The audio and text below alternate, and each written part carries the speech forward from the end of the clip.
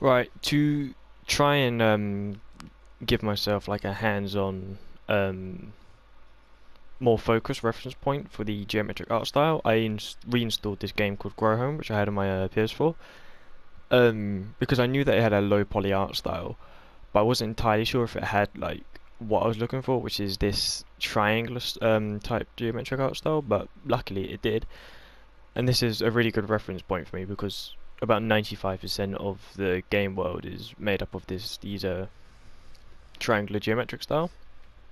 Example, as you come over here, this small plant here is about, I think about 99% of this plant model is made up of these triangles. Especially like these stems or no, spikes here. You can see that. You can see. Ooh, you can pick them up. You can see that they're entirely made up of triangles, and even after pulling it out, you can see at the base of it, like the bud is also made up of triangles, um, which is quite cool.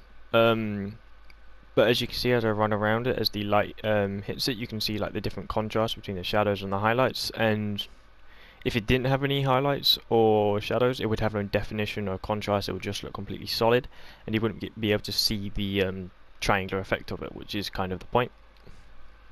So if you come across this rockery area here, you can see it's kind of like the similar sort of thing. Like the entirety of it is made up of these much larger triangles.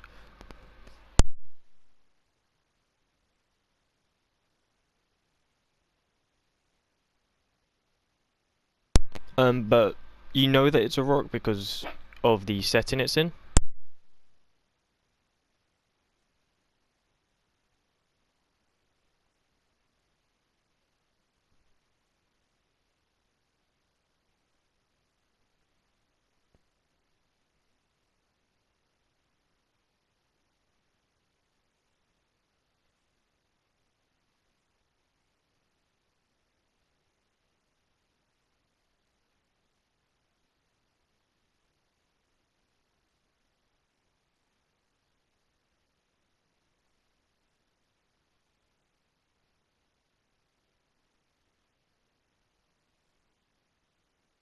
Issues with the mic then. So as you can see that the rock here is made up of all these triangles, but you know it's a rock, but had it been like not solid, you probably wouldn't have guessed. But because of the way the triangles are placed, you can see the general shape of it. You still managed to retain like the natural shape of a rock would, even though the triangular effect has been applied.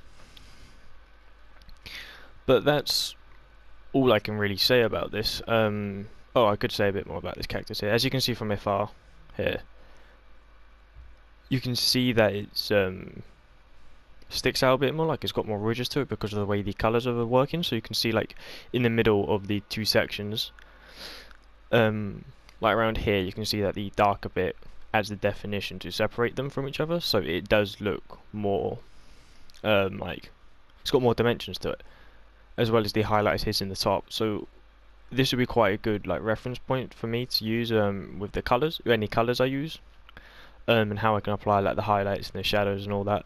And I think that's all I can really talk about. So let's hope that this proves useful to me in the future when I get round to developing the product.